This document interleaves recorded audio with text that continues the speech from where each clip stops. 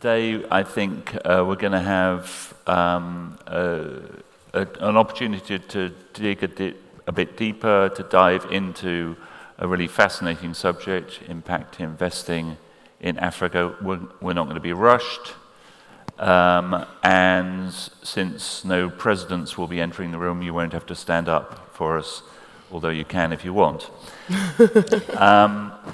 So I'd like to start the discussion by just taking a couple of snapshots of what impact investing really means. And I'm going to ask both Eric and Maria just to explain to us how they invest and what they're investing in, and just give us a picture in a couple of minutes of what it means on the ground. So Eric, I'll start with Eric.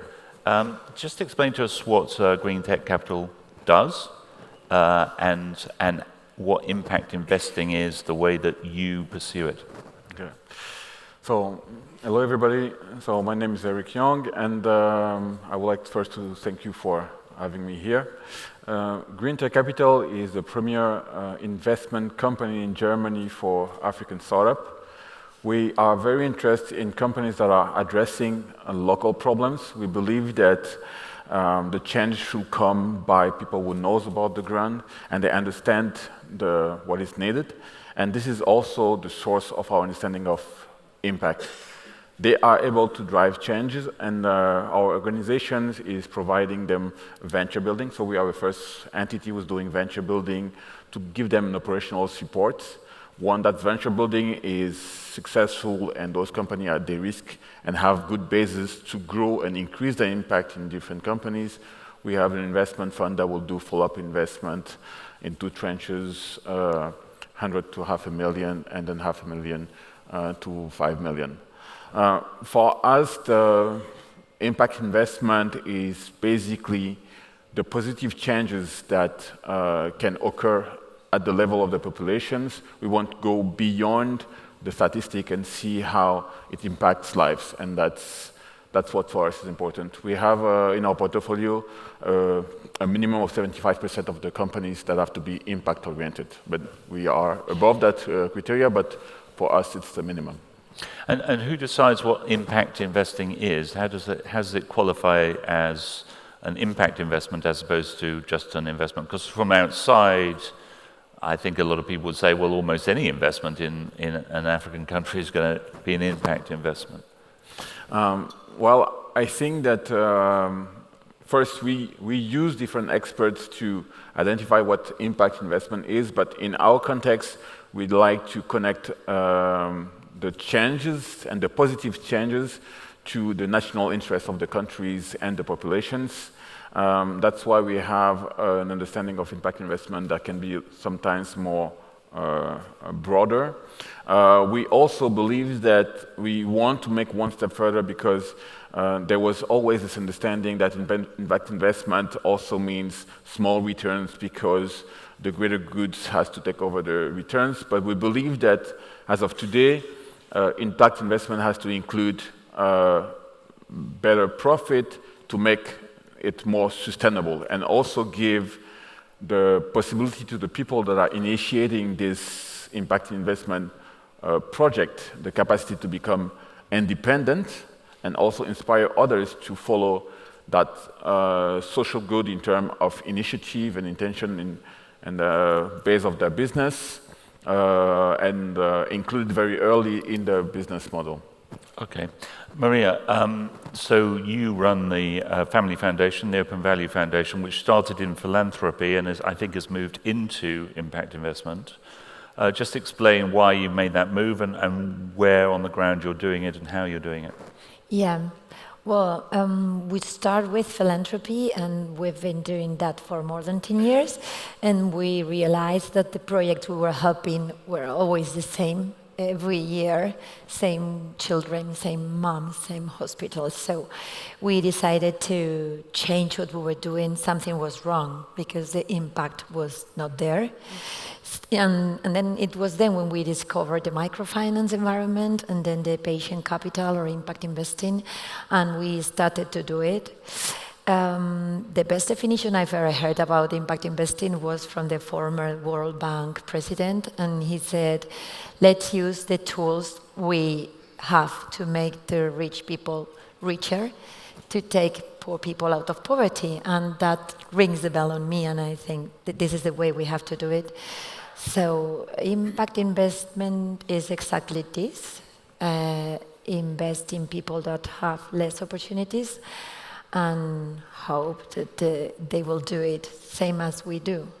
Another thing I realized through 20 years between philanthropy and impact investing is that talent is not related with postcode. So there is talent everywhere. And for me, at the very beginning, it was a big surprise, because I used to be paternalistic with my beneficiaries, thinking I'm the one that knows what they should do. But with investments, it's different. It is really, at the very beginning, we were like protecting, and now we are working together like equals, like they say in the EurAfrican forum. So I think it's so good. Okay, Christelle, actually, we'll take another snapshot of somebody. Now, you've come from a finance background, City of London, large-scale, sophisticated financial instruments. What made you decide to switch from that to Oceana Capital, small, targeted? Yes. Well, good morning, everyone, and thank you very much for having me today. Pleasure to be here and to be part of this amazing event. I'm a product. I'm a diaspora myself, obviously born and raised in Belgium, with my parents originally from the DRC, been living now 20 years in London.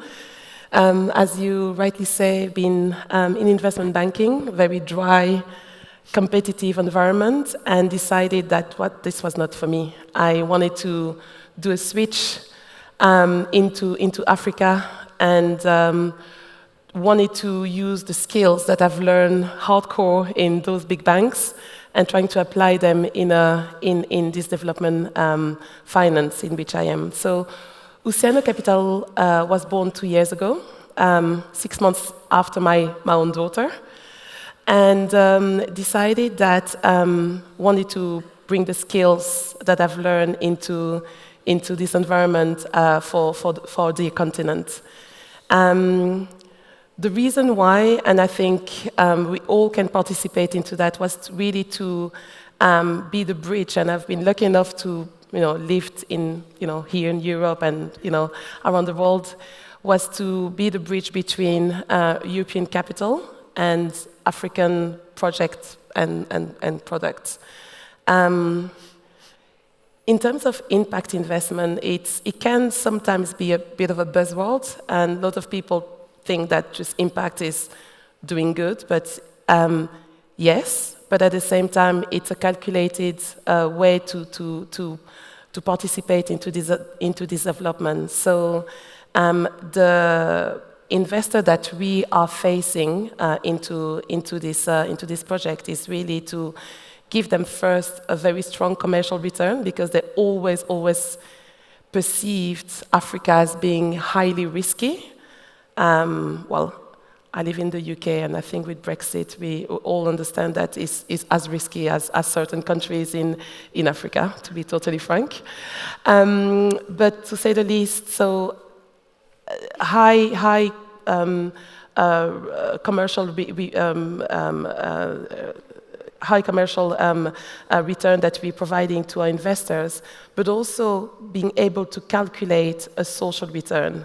And when we say calculating a social return, is be able to report back to our investors what and how they've participated into those economy and into the project and product we've been presenting to them.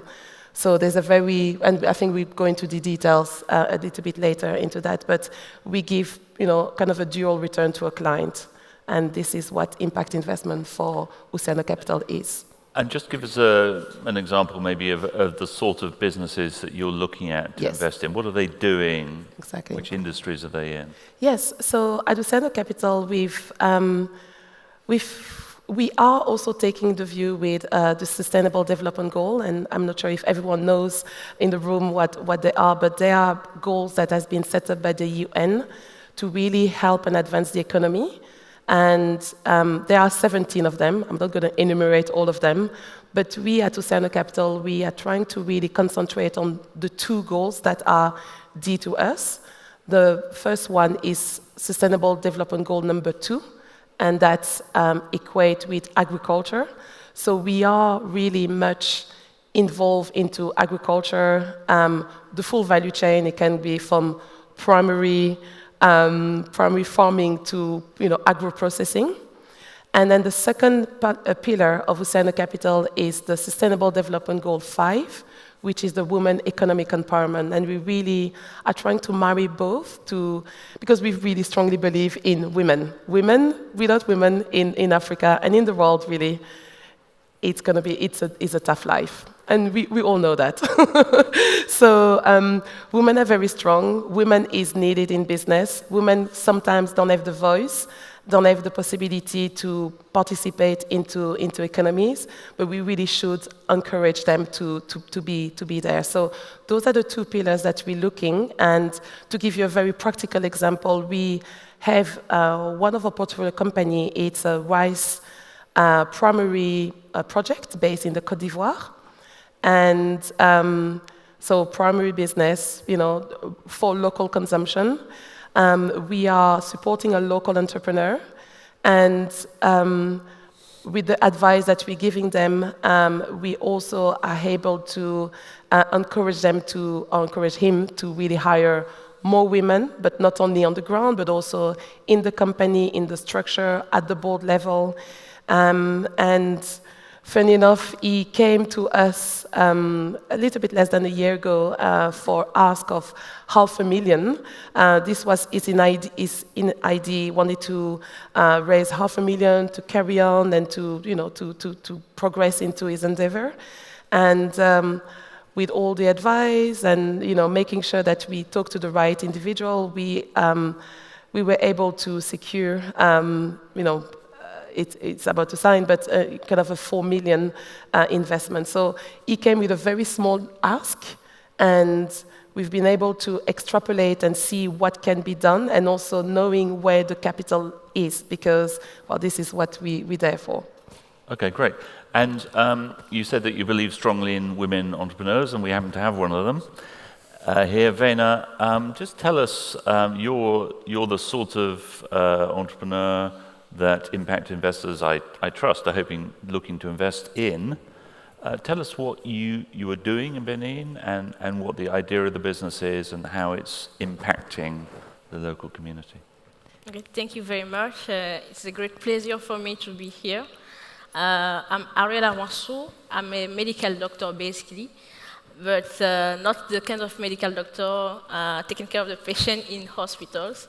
But I chose another adventure, but yet helping patients as well. So my story started 3 years ago when I was still in medical school. I was in the 6th year, and this day I was on duty when I received one of the patients coming from another hospital. So the lady just gave birth to a twins in these hospitals, but unfortunately she got on blood hemorrhage through the delivery.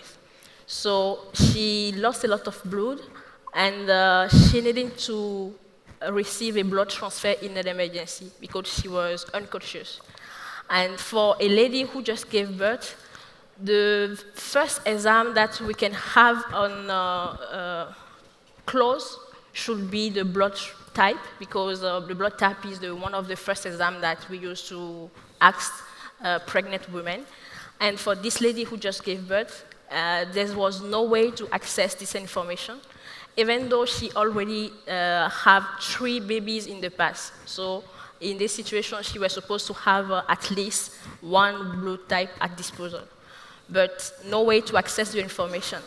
So we had to waste the time to give her another blood type in order to go quickly into the blood transfer process.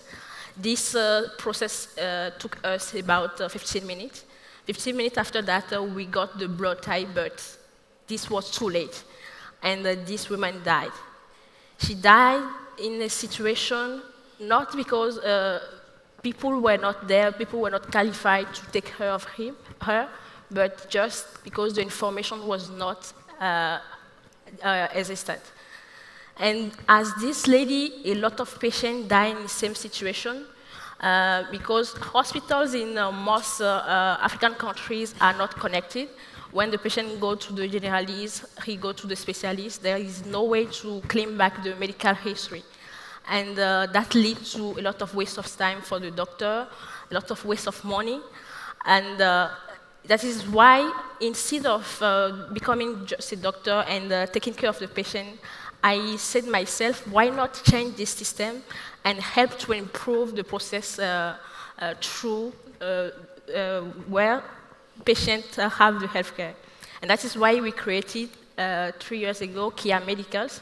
And the objective is to interconnect hospitals on one platform in order to ensure that a patient going from one hospital to another can still have the same medical history, the same medical ID. So what we developed is a universal medical ID, which allows the patient to have his whole medical record linked to a QR code that he can put on his phone, on his watch. The idea behind is to help him whenever he goes to have the same ID. And with this QR code, doctors connected to our platform can just scan the QR code and access very quickly the whole medical history. And the main challenges there that we are addressing is to allow patients to have less expenses in terms of healthcare services, because when the doctor is able to access very quickly the patient medical history, he can know exactly what's going wrong with this patient. He can take action very quickly, and that helps to reduce the healthcare services cost. And at the other hand, patient spending less time in hospital because doctor is able to give him a very quick care, can be more efficient at work. He can spend less time at hospitals, and at the end, in terms of expenses, in terms of expensive, he can have less expensive in terms of health. So that is what we are doing in Benin now. And at this moment, we started in Benin, but we had a very great return in terms of interest from the health workers, interest from patients. And other countries started to ask for this solution, especially in Ivory Coast, where we started to have some clients, some interest, in Gabon as well. But the main goal for us is to create a kind of digital health ecosystem that can help to reduce the barrier that are on the file, avoiding patients to access easily to healthcare services. Okay, well, thank you very much. That's a very, very affecting example of impact investment and what the impact that proper information technology can have. It's life and death. We've got some questions coming in. They're good questions, and I'm going to come to them. But just before we do, I'm going to turn to Kim, a Dane living in Portugal, so a man with the ultimate European identity. Tell us about the EIB. That's a very large organization that does a lot of things. It's not the first organization you would think of when you think of impact investment and small-scale venture capital. Tell us what your role is and how you can make a difference. Well, thank you very much, John, and I'd like to, of course, also thank the organizers for having me here, to Silvio Rodrigues and the diaspora, the Portuguese diaspora, but of course also to Jorge Portugal, who is here, and Cortec, for inviting me. Now, just very quick, because I have the deepest admiration for actually my fellow panelists, because they are in the forefront of impact financing and impact doing. We are financing, but indeed EIB is more than what we're generally known to be, which is a very big volume financier. I mean, we are the biggest multilateral development bank in the world and all that. But the real issue is that we also are very active in Africa. And I'd like to share with you 2 entry points how we do this.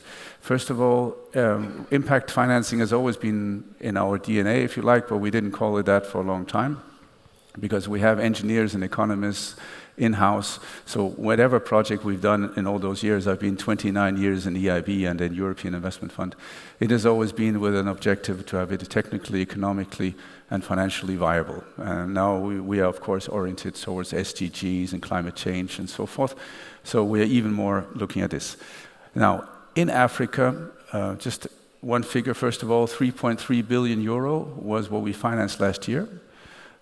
All of that is really about SDGs and climate change, and we measure the impact we do when we finance. So this is our lending activity, but I'd like to drill down even more to 2 particular areas where we really are very impact-oriented. And we do 2 things. Either we finance and invest in venture capital, this is one area, and the other area is where we actually ourselves take the risk. Where we ourselves take the risk and use our, if you like, standard products plus equity and venture debt is when we finance neglected diseases research. So you're, of course, very well aware that there's a big issue of neglected diseases, meaning the diseases that are more prone in Africa and where there's not often the financial background to actually conduct the research. To pull this through, pharmaceutical companies may not have the full incentive. And so EIB has, since now some years, dedicated almost 300 million euro to financing clinical trials and medical device development in the really risky stages, where we sometimes even take the risk on the next phase of the clinical trial in order to see whether it makes happen. We in fact have in-house also biochemistries and chemicals and others, so specialists who can try to apprehend and measure the risk we are taking. This is an area which has been very, very successful. We have had 140 requests for financing. We've done so far 10 for about 200 million euro. And this is an initiative which is continuing and which is also aiming to develop more clinical trial capacity in Africa. So where most of it still is happening in Europe for neglected diseases, we are hoping to also see it moving to Africa. A second area is specifically oriented to venture capital. The European Investment Fund is the biggest venture capital investor in Europe. About 30%, almost 1/3 of the European venture capital market is actually funded by the European Investment Fund, something that is often not known.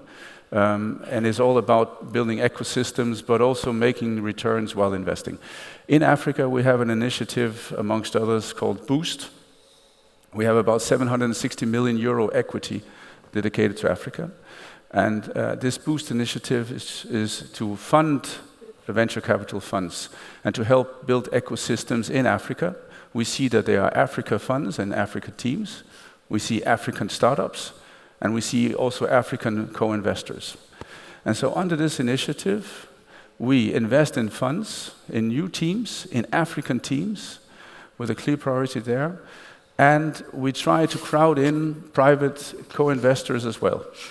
This means it's all about crowding in private money. As we all know, SDGs without crowding in private money and co-investment will not work.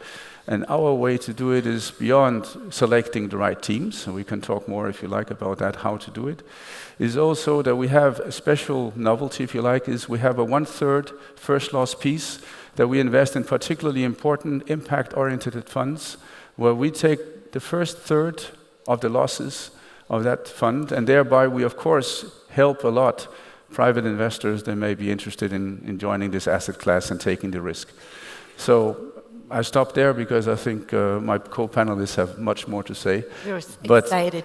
But this is a very important product, I think. And it's all about building venture capital ecosystems, as we call it. It's something we're doing here in Portugal, but it's something we also are doing in Africa more widely, and trying to attract investors to the asset class, to try to build the right teams, and of course to support the startups ultimately. That's what it's about.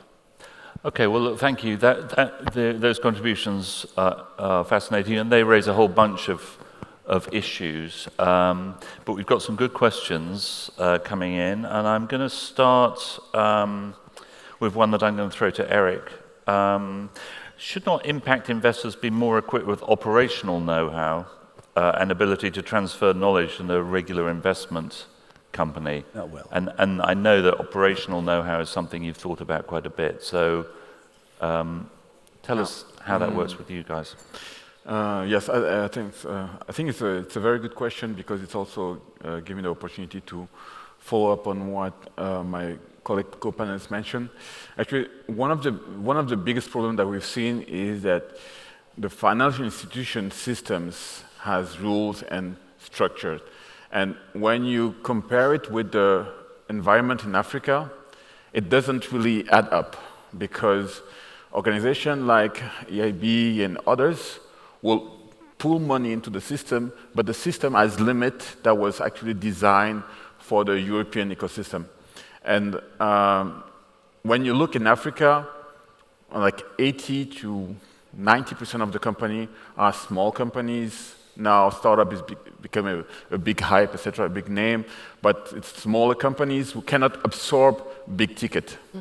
And the problem is that the financial structure have been not made to address the operational risk, so they somehow exclude the companies that are in need of small ticket, but will represent actually the majority of the market. And this is actually a very big issue.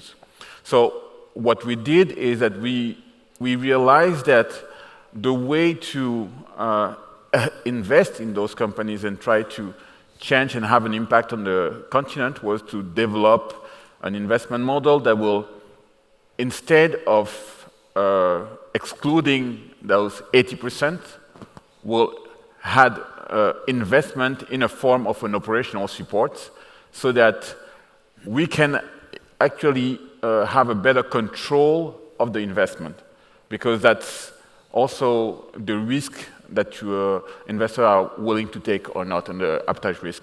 And I think that for companies, often people, they ask me, when you're having a company in Africa, what is one of the biggest challenges? And I also tell them that, you don't need to look very complicated.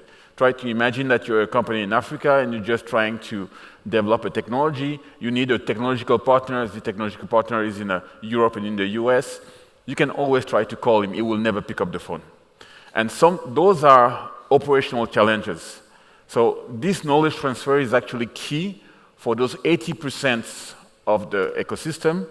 And that's why we have organized a structure of venture builder, where we'll basically finance those venture builders to work within the company and operate with those companies at that level, so that we can basically integrate very quickly this operational support early.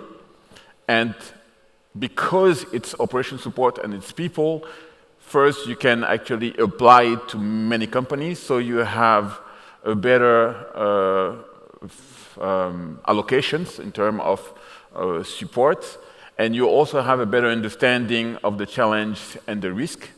And we do that at the beginning, at the stage where basically the classic investment will not allow any operations. And by doing that, it allows us basically to combine this operational support with smaller financing, because you have grant, you have now a lot of grant, you have a lot of zero interest loan, but when you are an organization and you have to make a 50,000 zero interest loan or a small investment like this, the probability that you're going to have a return is close to zero if you're not involved in the operations. And that's why I think that it's, even from an impact point of view, because all those companies today, which are those 80%, if they don't have this support, they will disappear. And all the effort that have been done before with the incubator, accelerator, etc., will also vanish. And that's why I think that the operational support is key, because with this operational support, you can actually planify and structure the return or the value created through those small tickets at the level of the companies before they move to the next stage, they can have access to the investment. And that's what we have integrate into our investment model, and that somehow allow us to have a more rich pipeline that you can actually tap into that group of companies that are somehow put a little bit aside. Okay, so that's a very interesting point. You're not just really investing money, you're investing expertise, and that's what's really creating some of the impact. Does anybody else have a thought on that, Maria? Well, I think we are twin souls because we realized that this is true. So what we're using our foundation for is for this operational support that we call technical assistance. So we develop a blended finance model, same as you. So these technical assistance, early stage losses are covered by the foundation, and whenever the company is ready, it will come to the fund to be invested. So I think this is very important, and I think your role is also there. You're already doing it in the tranches for early stage losses to build the industry, because they are very, very like startup countries, let's say, where everything is difficult. So yeah, blended finance is the solution. Yeah. We call that also blended finance. So that's a term that is being widely used as well. So the blended finance approach will be, as my colleagues just mentioned, really integrating, the equity or the debt part of the business, depending on the receiving, on the investee, and then this could be supported by a mechanism that will really help operationally the company to be developed, and the technical assistance is really one of them. In terms of also the investment, we also use some kind of subordinated guarantee that can be also help in fund for investor also to find them attractive for them to invest, but really helping companies inside your portfolio companies to be operationally supported, that really help them to grow to the next stage and become more of a growth investment rather than just keep at the entrepreneur level. Okay, great. And we will turn to another question again from a contributor in the audience, about the rule of law, and a very important issue for investors, I guess. If you invest, can you be sure that the contract will be upheld, that there is rule of law on the ground? And the question is, rule of law is a key ingredient in decision making. Can any of you shed some light on how you assess this criteria? Or do you take a subjective decision on the rule of law on the ground in different countries in deciding where to put your money? Anyone? Well, I think that personally, I think that the biggest unknown ingredient in a company is actually the founder and the team, because of course we have different models, and what we've seen is that from country to countries, you often see the same problematic addressed with some differences, and it's usually the team and the people that will make the difference. I think that... So it's more whether or not you can look the person in the eye and think this person's trustworthy than whether or not you might be able to pursue them with the police. Well, we usually try to invest in founders who already have an expertise in the industry, because it's a journey of learning, and if the founder doesn't have this expertise, basically the investment will somehow be the learning process, and we try to reduce the learning curve. That's one. But I think that basically most investors are looking at four things. They're looking at the team, they're looking at the market, and obviously in Africa the market is there. They're looking at the technology, and that's a key element, because you have the technology and the cultural integration of the technology, and you have the executions. And the execution is basically what defines everything, and what we've seen often is that the first fundraising for companies will be based on assumptions, and the second one will be actually confirmation of something that is real. So I think that the first investment is easier. The second one is actually the most complicated, where you have to have those 4 points validated, and you have no more excuses because you already had everything on the table. I want to say something. Maria. Yeah, yes, I agree with you. But what is very important for us, because we're doing social impact, so it's what is the entrepreneur wanting to change? What is what moves him? And I think that's what makes a difference. I believe in the team. Venture capital is always the same. Entrepreneur and team, that's very important. Projects are people. But what I'm so excited about is that when we talk about social investments, there is something else, and it's that the entrepreneur, like you, wanted to really make a change that is transcending themselves. It's not just for the money or the scale or everything. They really want to change something that moves them a lot. So they treat their customers as in the middle of the project, because that's what they want to change. They want to change their lives or make them better, or even the environment, wherever they take as an objective. It is very deep into them. So I think that's very important. What is the theory of change they have to start a business? And that, yeah. Okay. I'm just going to. There's a lot of interest in Vena's business, so I'm just going to pass on a couple of questions to her about it.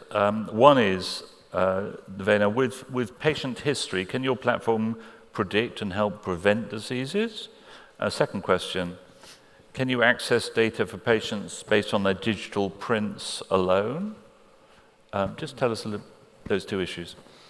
Okay. How to prevent disease with our platform? This is different step, because in order to make prevention, to predict disease, you need to have some data available, data that can be analyzed. But for the moment, the system is not there. We came from a background where everything were on paper.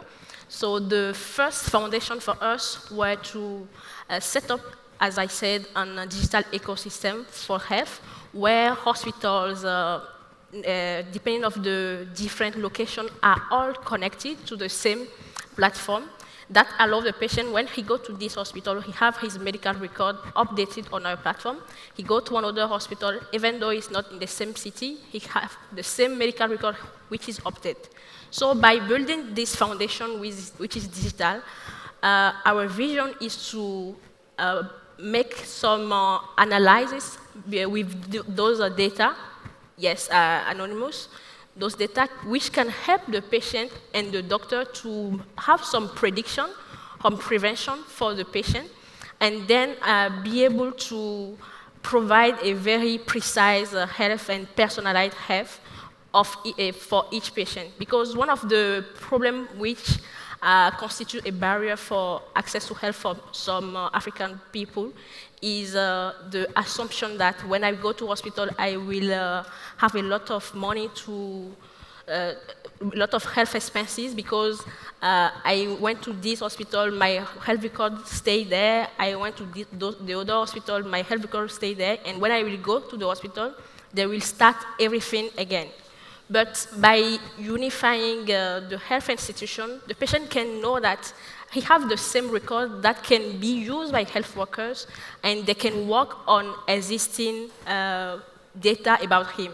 And that helps the patient to break some barrier about health expenses, and he can easily, when he has a small issue in terms of health, he can go to hospital and don't mind about what he will have as expenses. So for the moment, we are not handling the analysis part, but we are getting there, because having those data is a huge resource that can help to predict and improve the system so that we can make prevention about a lot of disease and then decrease critically the health expenses.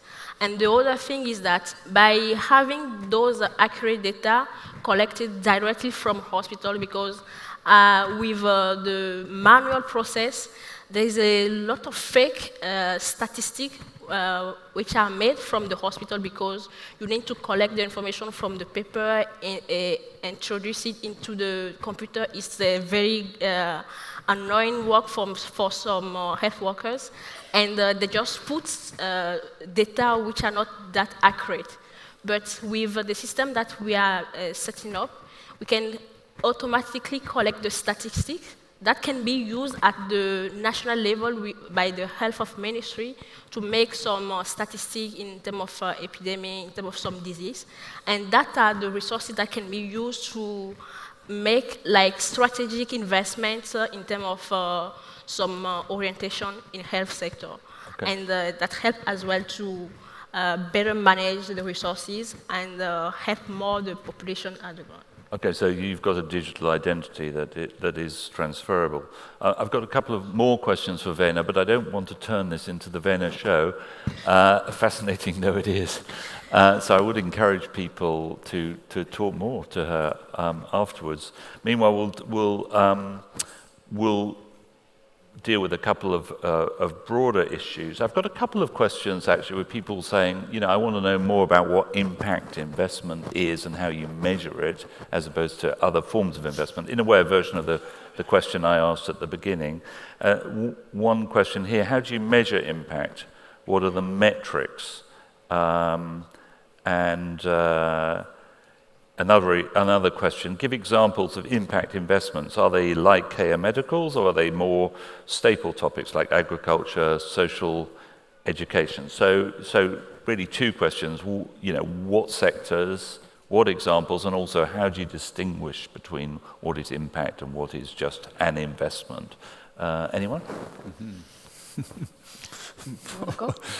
Well, yes. Difficult question. Well, it's difficult and not at the same time. I mean, when we talk about investment in Africa in general, people say, well, by default, it is impact. But yes, there are ways that we can also measure it. We are facing impact investors, so not just commercial investors, but people that will rather have a social return and will forgo the commercial return. We do have foundation, not all of them, but some foundation or some social impact. They don't necessarily need a commercial return, but they need to see what the money has been, as opposed to just giving the money away. They want to see exactly how it has been done. So there are reports that company and funds. I'm working, for instance, at the moment with a private equity fund doing agriculture, and on a yearly basis, they do have a social reporting on what the investment has performed. So the job creation, but not exclusively, because that's a very easy way to calculate, but also how the company has performed through, I would say, a technical assistance that came into play as well, how it has performed, how it has evolved as well operationally, but also, there's so many various. We are very focusing on agriculture, but I'm sure my colleagues in education, I think it's a very easy way to measure in access to finance also. So. When you have an agribusiness or a farmer that has, his farm in Africa, but don't really have access to finance, there is a way that, we can also help them to access resources to perform. There's, so many different ways in social housing, Okay, great. I think Kim had a point. Yeah, I think first of all, impact, and we have already heard it several times, and we fully agree, is about demonstrating that social impact investment is that you can have a lockstep. You can have both returns and impact. Now, impact is also about a change of mindset. What we see very much when we're discussing with social entrepreneurs, existing social entrepreneurs, for example, here in Portugal, we are actually also very much supporting social innovation and social entrepreneurship.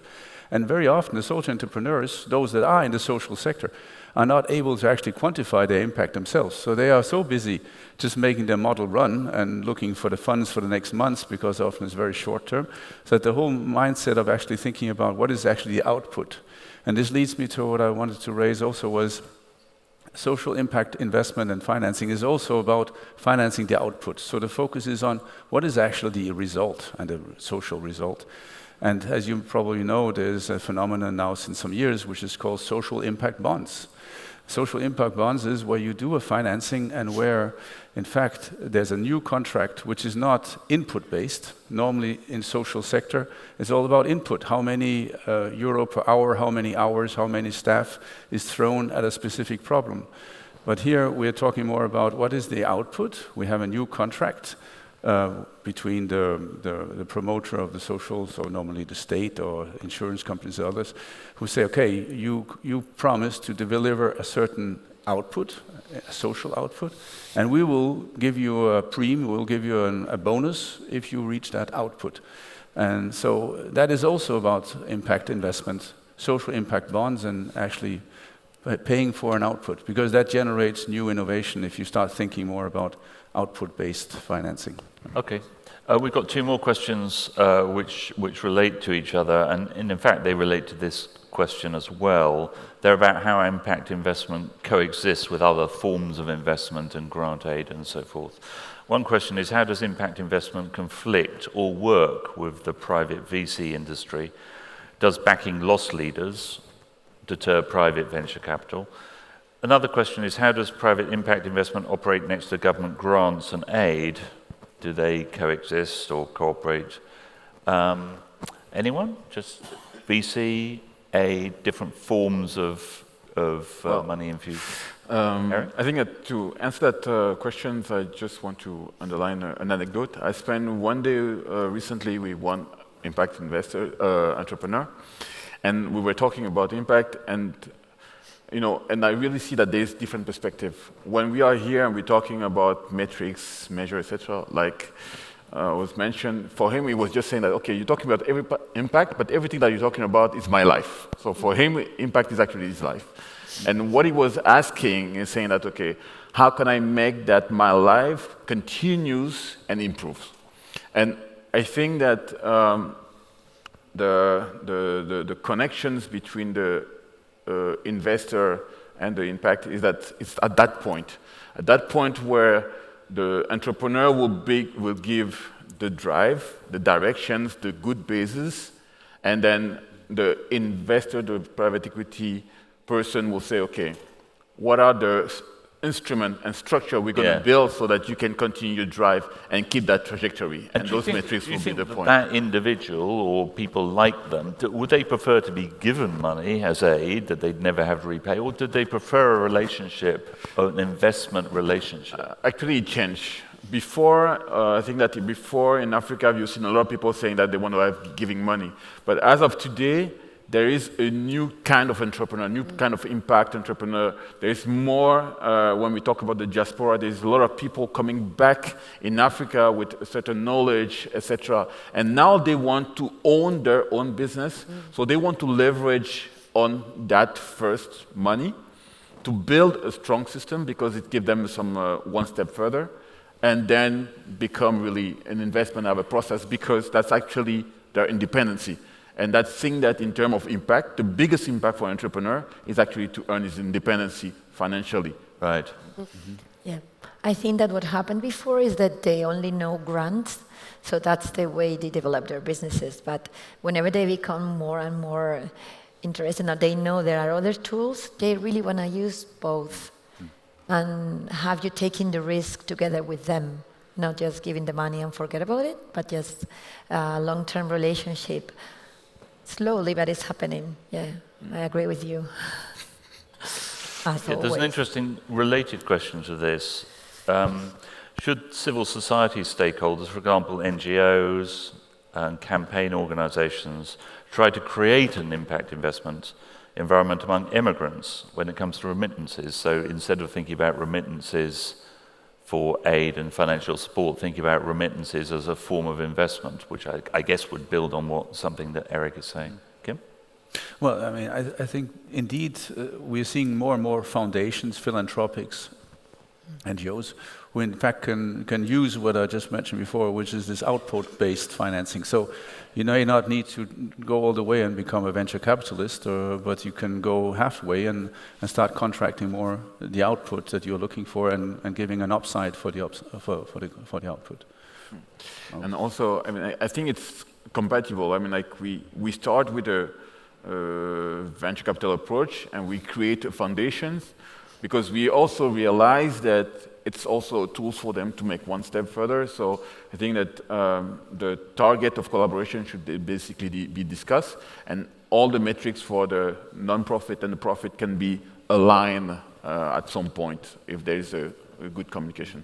Yeah, Okay. we still need philanthropy, which is like now being questioned because if the model was so wrong, let's do investments all around. So, yeah, this blended finance, we call it a hybrid model, is badly needed. And foundations that are doing venture philanthropy are now realizing that donors want to do the investment, not the unrestricted funding, and this is causing problems. So we are all needed. Yeah. Well, it's an interesting end note that, you know, for the individual, we have these categories in our mind about aid, VC, angel funding, but for the individual on the ground, they're often thinking about building their life and their business for their family, and those categories don't mean quite the same things.